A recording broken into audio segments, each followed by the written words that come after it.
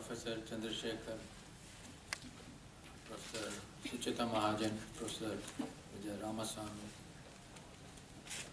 members of the Jawaharlal Nehru University, ladies and gentlemen. I am very thankful to the organizers, including my friend Professor Aditya Mukherjee and Professor Mridula Mukherjee, for inviting me to speak at this function in honor of the memory of Professor Bipan Chandra. This is especially kind of the organizers because I am an aspirant to represent the orthodox left with which Professor Bipan Chandra had disagreements. But I think I should be able to explain why the orthodox left should also celebrate and should indeed mainly celebrate the memory and achievements of Professor Bipan Chandra, both as a historian and as a political thinker. I have another, I think, claim to speak about Professor Bipan Chandra mainly because of my age. For that reason, I was able to meet him in 1958, and I'm sure nobody in this audience, I'm not very sure, but I'm confident that nobody in this audience knew Bipan Chandra before 1958. And I shall start with that. I was then lecturer at the Aligarh University, and I'd just done my thesis on agrarian system of Mughal India. And I found a very enthusiastic and friendly person coming around selling the first issue of Inquiry at Aligarh.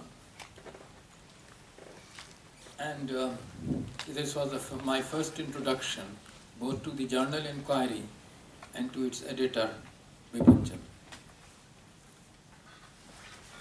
We soon identified each other as fellow communists, but I learned that he had a more distinguished record than I had because he was deported under the McCarthy, during the McCarthy period from the United States. And except for the denial of a passport for some time, I couldn't really claim any such distinction. We became friends rapidly, perhaps partly because I paid the annual Inquiry subscription readily. And Bipan then examined my thesis and asked me to contribute to Inquiry. And throughout 1960s, Inquiry opened its doors to my articles. Professor Bipan Chandra at that time was doing research under Professor Visheshwar Prasad on economic nationalism in India, on which he published his classic work in 1966. I should here say that in my entire training in the communist movement, and in which was based on a repeated reading of Harpi Dutt's India Today and other party documents from 1948 onwards, and in my work on history, which at that time was restricted basically to medieval Indian history. We had adopted a critical attitude towards the leadership of the national movement, not to the national movement, but to its leadership. And it was Bipan Chandra first who actually pointed out the fundamental work that the earlier leaders of the national movement, the moderates, Dadabhai Nauroji, Ramesh Chandra Dutt, Deoskar, G.V. Joshi, Justice Ranade and others had done by telling the Indian people how the British were exploiting them. This particular achievement of theirs was something which I had not previously considered, and it's not even there in our Pida, except where he cites Jawaharlal Nehru for saying that despite their moderate views, the moderate nationalists had great contributions to make intellectually to the Indian national movement. But it was Bipan Chandra who first brought this to the wider notice, and his work really began that process of reappraisal of the national movement among many of us, of which Professor Suchita Mahajan was speaking.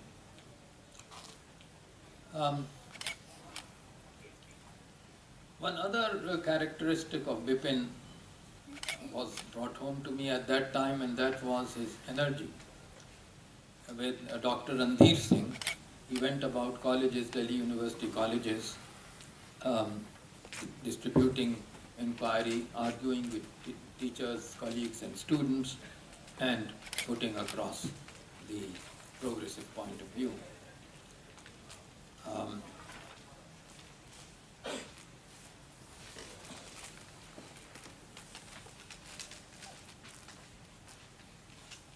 The other feature of his character which immediately affected one was his friendliness and readiness to establish personal relations. Very soon my wife Saira and I became close friends of Bipin and Usha, and of their two sons were equally very great friends of our two sons at that time, Vicky and Vinu as we called them. And that friendship, that personal friendship lasted throughout, despite our differences on some points, but Bipin never allowed those differences to come in as far as our personal friendship and friendly relations were concerned.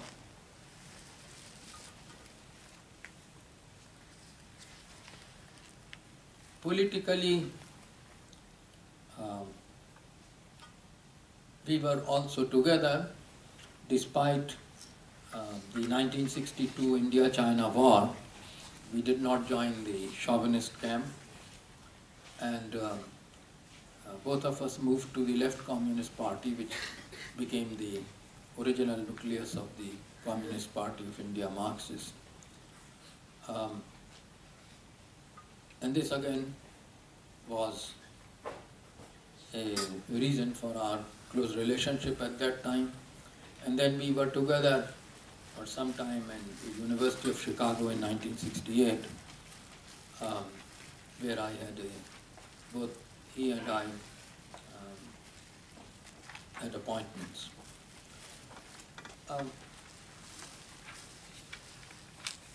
I remember that because particularly now about the beef campaign, because I've never liked beef steak for some reason. And Bipan said that, Irfan, when I come, you should have beef steak ready for me. And the first thing he ate in Chicago, when I received him at the airport and took him, he and Usha came together, and he had his beef steak, and then said that it doesn't taste so nice as it did when I used to have it in 1950 in America. Anyway, his taste probably changed, and he was quite hostile to American imperialism, so that probably affected his appreciation of beef steak. Yeah. I saw him then in debates, and I remember him taking a Barney Con in the seminar lecture, in which most people present were faculty people. In Chicago, discussed the various causes of the rebellion of 1857. And then Bipan took him on and mercilessly said you know, if you don't accept this reason and you don't accept this reason, you don't accept this reason, then Barney, what do you accept? And Barney said, the only reason left is pure badmashi. And Bipan then said, I have won the argument. So this is, he carried these discussions, defending the, attacking or criticizing British colonialism and defending India's struggle for freedom, in which he included 1857 quite properly in Chicago. And that was one further experience for me to see how a person with almost 90% audience hostile to him can still put forward logically and forcefully his arguments. During this time in 1960s, he also engaged in a very basic controversy which economic historians know about, but which many people don't, and in which Bipan Chandra played the main part. Morris D. Morris, in an article published in the Journal of Economic History, the United States, wrote an article towards a reinterpretation of Indian economic history in the 19th century, and in which he argued that the whole thesis of deindustrialization put forward by the Indian nationalist leaders from Dadabhai Naoroji onwards was actually mistaken, that the Raj wanted really to develop the Indian economy but could not because of the low per capita national income, and that actually the English Industrial Revolution, by cheapening yarn, saved the Indian weaver, and so on and so forth, praising in effect the economic performance of the British government and bringing forth a theory of Indian backwardness, essential Indian backwardness, which defeated all efforts to raise the Indian people economically. This was published in the Indian Journal, which is still running and is quite a distinguished journal, scholarly journal, Indian Economic and Social History Review, and Bipan replied to it there in a long article which bears reading even today. His was the major reply from the side of Indian economic historians to Morris D. Morris. And I must say that my interest in modern Indian economic history was aroused by this article. I never used to read Journal of Economic History, so I had missed Morris's article there. But when IESHR published Morris's and Bipan Chandra's article, then the entire issue of British exploitation of India was brought to the fore. And although the whole question of tribute drawn by Britain from India was not at that time in dispute, or at least not in this controversy, but the whole issue of deindustrialization was there. What was called the imperialism of free trade, and this was brought into focus by Bipan Chandra. So in fact, my 3 articles on British exploitation of India, one of which was published in Inquiry, was actually inspired by Bipan's debate with Morris D. Morris.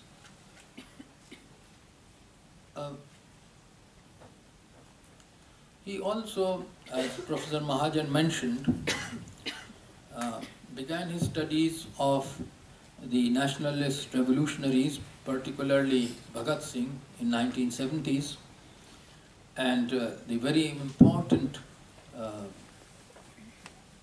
article by Bhagat Singh written just before his death, Why I Am an Atheist, was, I think, published for the first time by Professor Bipan Chandra. And actually that piece was also very influential, not only in reviving the rationalist and Marxist orientation of the memory of the Marxist and rationalist orientation of Bhagat Singh, but actually spreading Bhagat Singh's ideas and showing how one should be firm in one's declarations about reason, and how one should say if one doesn't believe, when one doesn't believe in God, why one should refrain from expressing that belief. As in everything, Bhagat Singh was very brave, and Bipan, by bringing this article to public notice, actually performed a very important duty for the rationalist cause.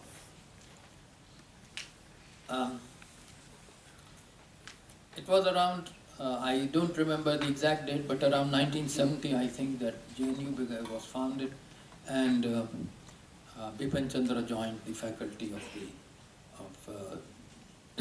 JNU as professor, and ultimately he became Professor Emeritus of the university as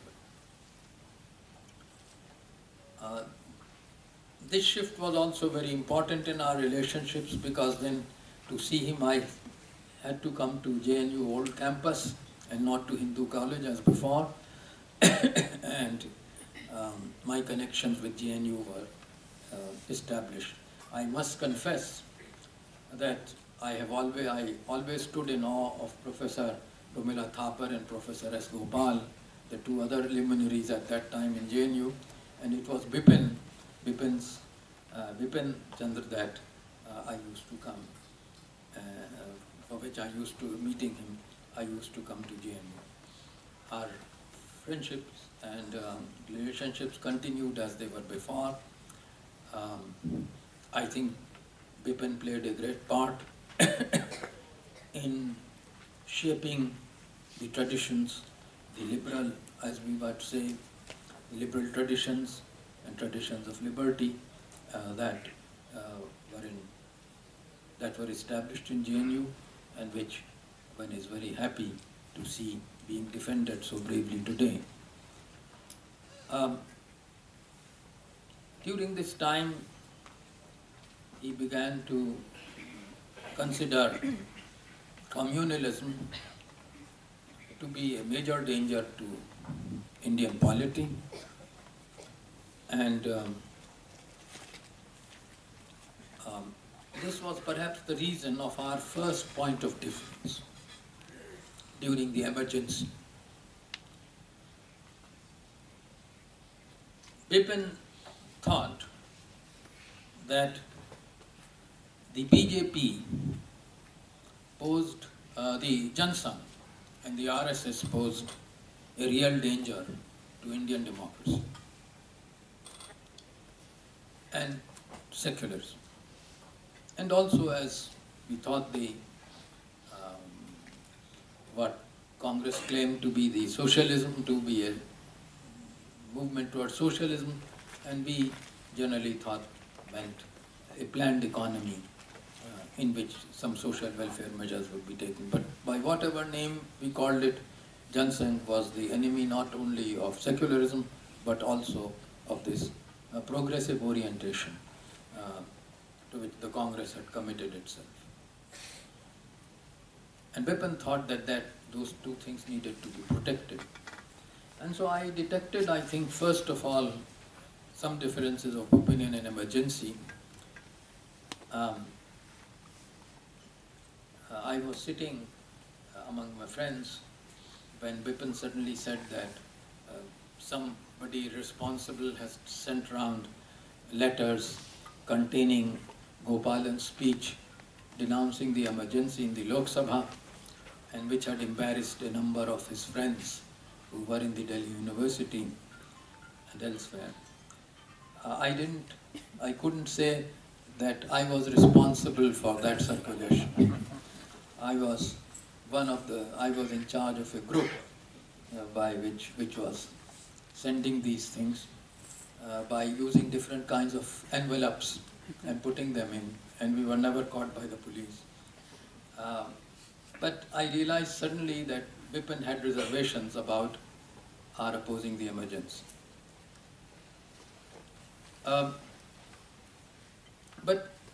you know, one must learn that these differences arise, and I think we in the left have to learn that these differences arise from particular situations. It is always difficult to judge in a particular situation whether opposing emergency was the main task at that time or continuing to oppose communalism. That perhaps that particular matter would not be resolved very easily.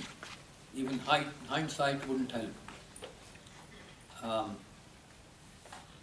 And I say this because whatever the differences with Bipan as they developed, first of all, they were very instructive. Opinions change during debates. They are modified during debates. And I hope to show how debating with Bipan changed, although that's not very important, but that's an illustration. My own views and the views of a large section of the left who did not necessarily agree with other elements of Bipan's position. This issue of emergency is one issue.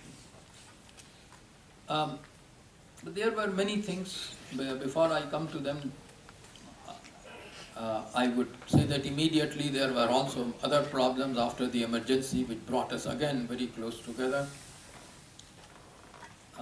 After the emergency, when the Janata Party came in power, there was the first major offensive of the communal forces against secularism in the field of education. They wanted to remove the textbooks in history, which R.S. Sharma, Satish Chandra, and Bipan Chandra had written. And I must say that Bipan Chandra's textbook on modern Indian history was a major achievement. This gave to the student, for the first time, a very critical view of colonialism,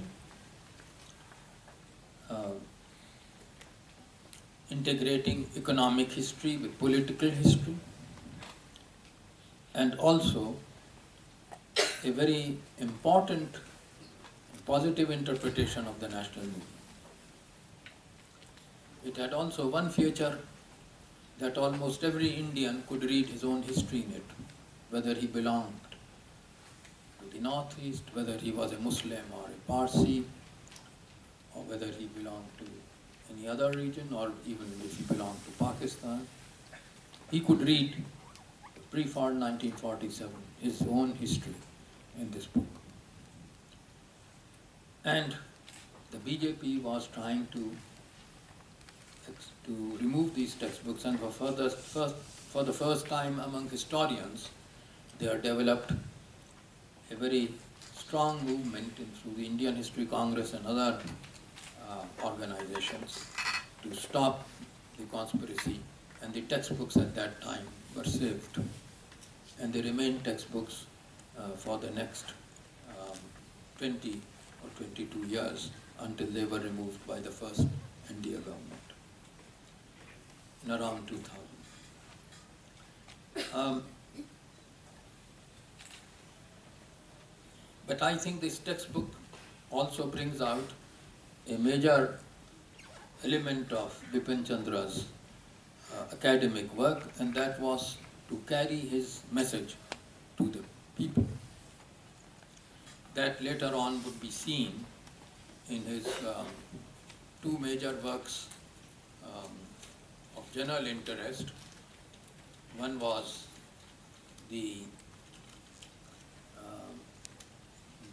book he edited with his major colleagues here at JNU, India's Struggle for Independence, published in 1987 for the first time. A whole book devoted to the Indian national movement. And then there was the second book which was India Since Independence, which appeared, I think, in 2000, and which, again, with Professor, he wrote along with the collaboration of Professor Mridula Mukherjee, Professor Aditya Mukherjee, and Professor Suchita Mahajan. I regard both these books as very important contributions to our understanding of the national movement. But here I would like to say something about the debate which ensued in the same period between Professor Bipan Chandra and his colleagues and many of us on the other side. The first question related to the history of the left. What mistakes did the communist movement, essentially the communist movement, what mistakes did it commit before 1947? Frankly, the list of these mistakes is extensive.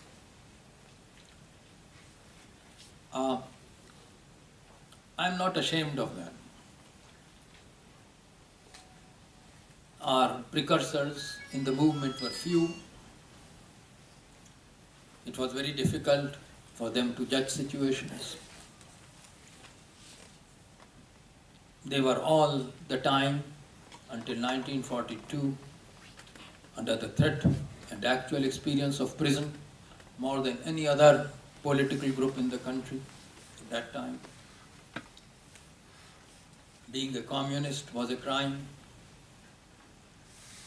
And on very critical occasions, like the Peshawar conspiracy cases and the Kanpur conspiracy case of 1924, nobody had thought that their imprisonment and long imprisonments, rigorous imprisonment, which was something horrible at that time, were issues of civil liberty. It was only in the Meerut conspiracy case of 1929, when more than 30 communist leaders were involved, that nationalist conscience woke up, and Motilal Nehru and Jawaharlal Nehru joined the Defense Committee. In this situation, it was no sin to commit mistakes.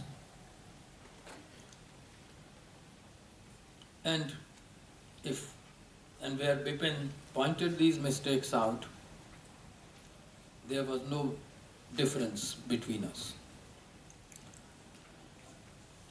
But the difficulty with his book on the Indian left, which was published in, I think, 1981, was that the right was left unscathed.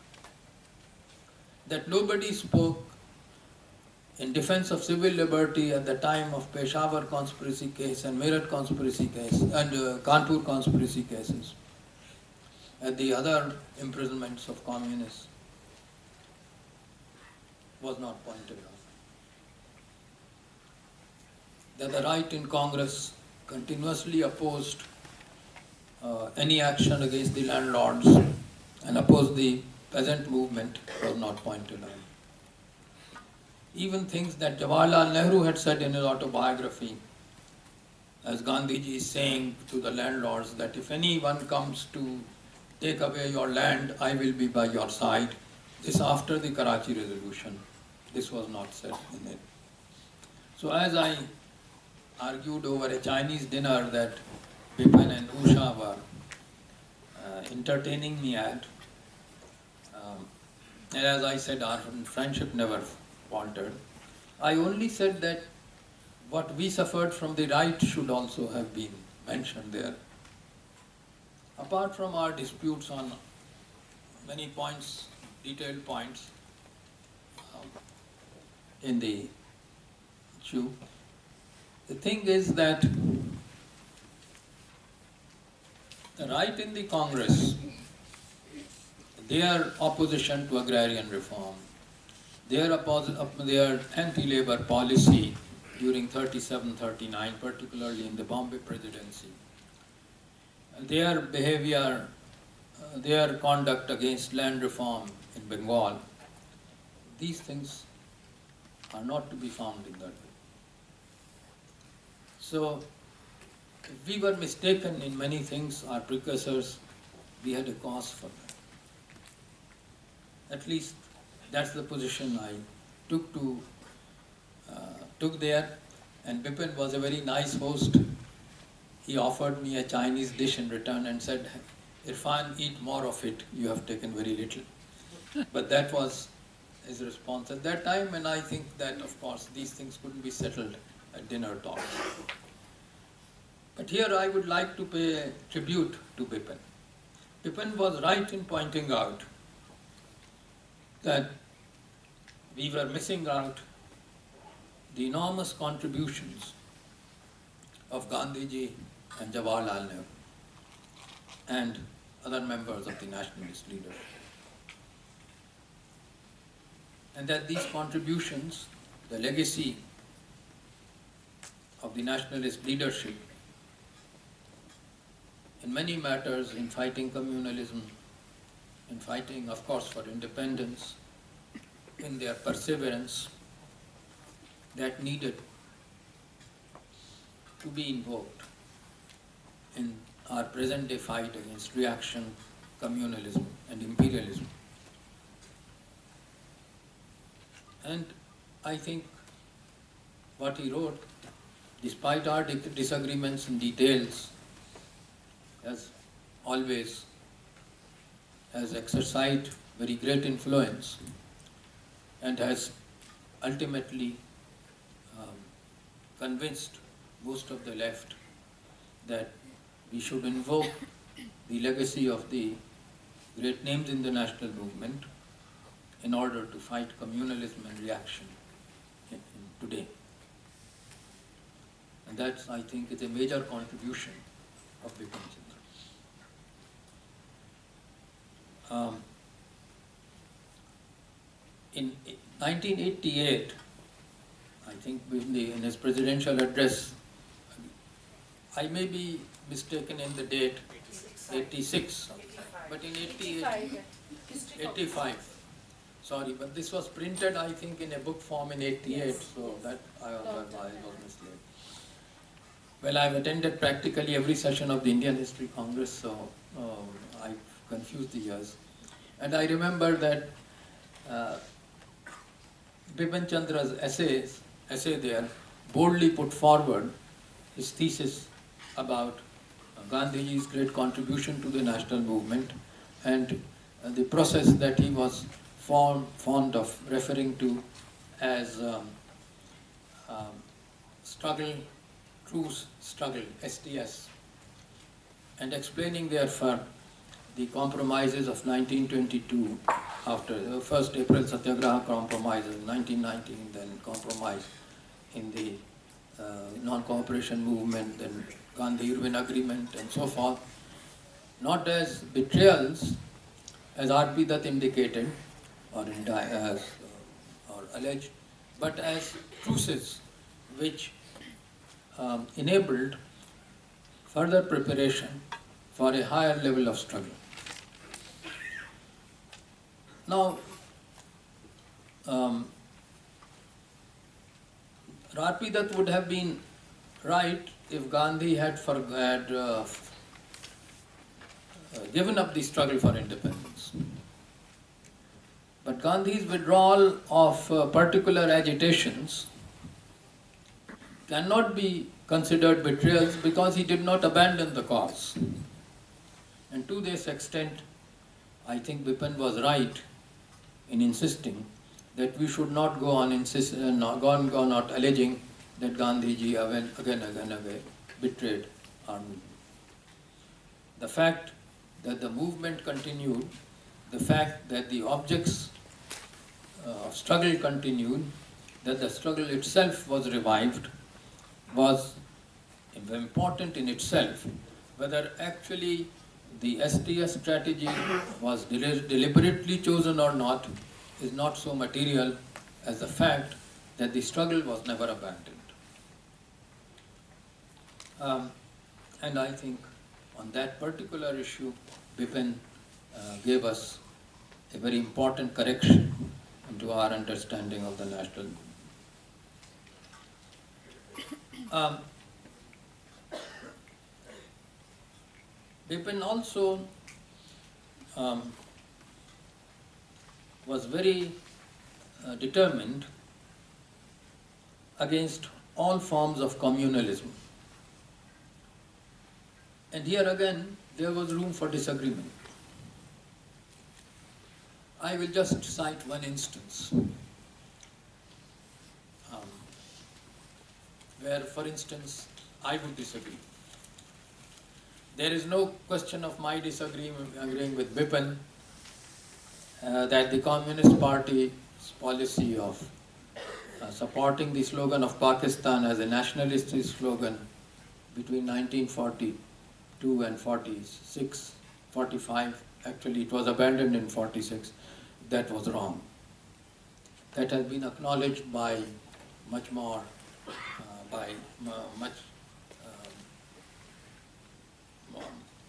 more responsible spokesman of the left, EMS Nambudiripat, for example, so that I need not say that Bipan was perfectly right in criticizing this stance. But was he equally right in denouncing, in criticizing the Lucknow Pact, the Congress Muslim League Pact of 1916?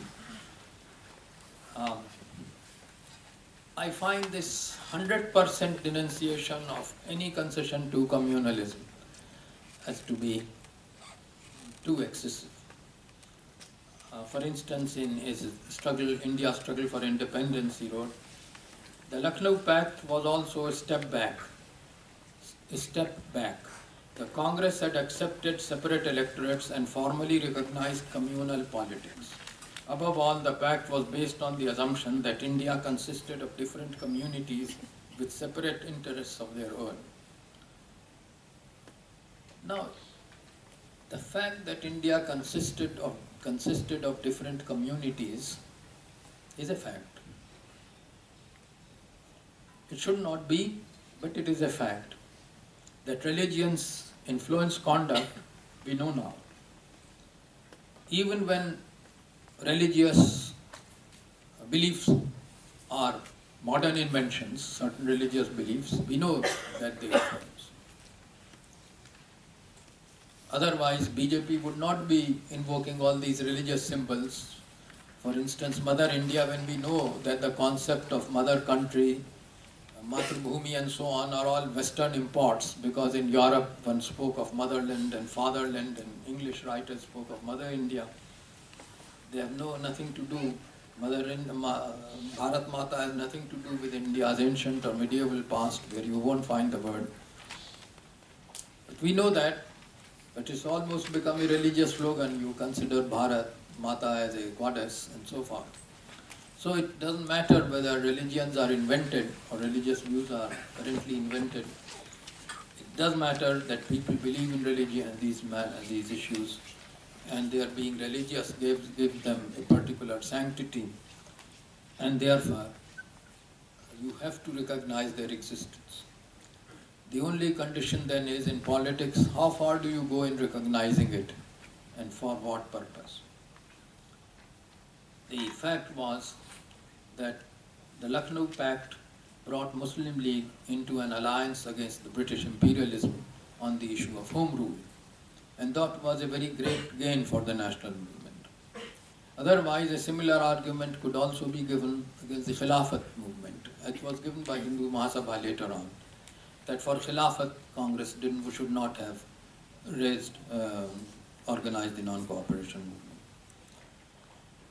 But again, I would say that these are matters of detail. The main important thing was that Bipan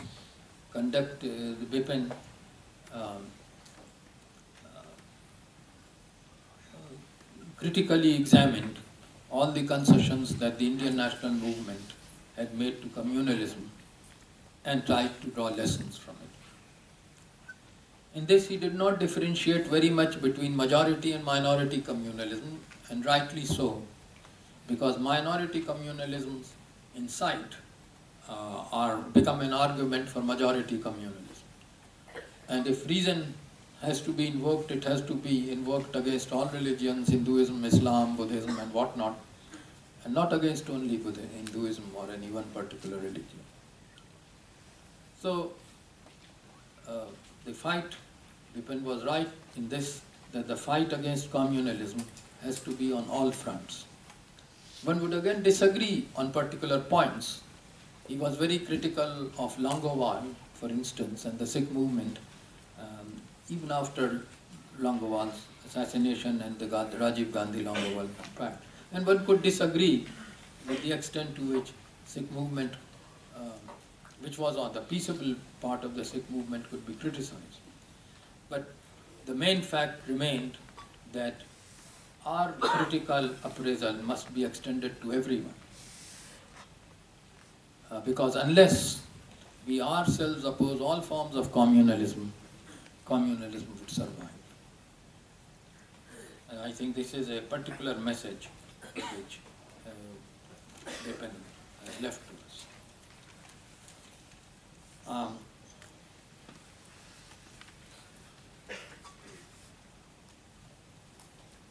I come to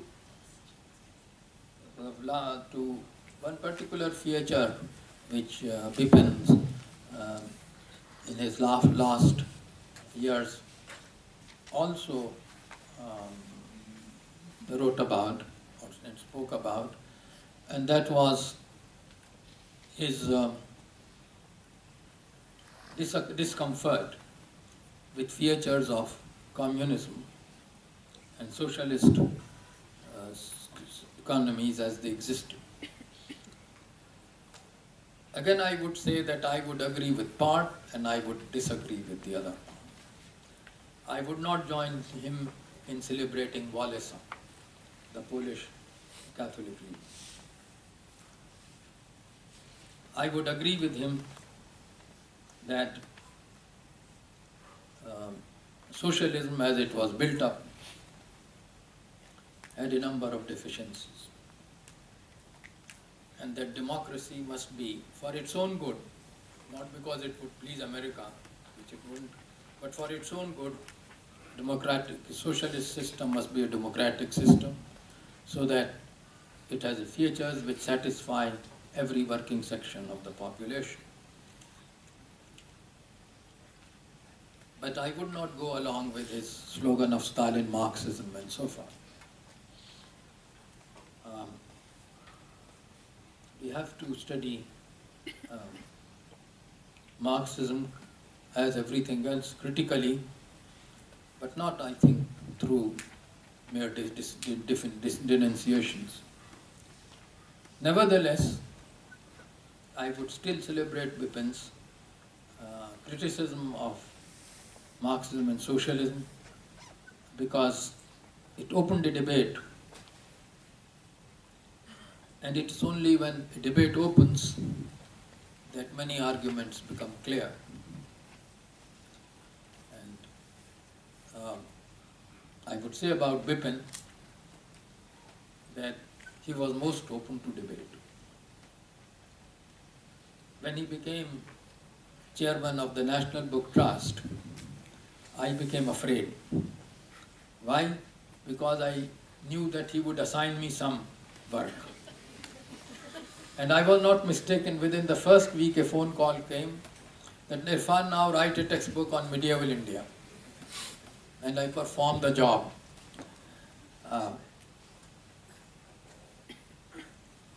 Somehow it was thought that people who do research should keep on doing research and not write general things, not write things which could be adopted as textbooks.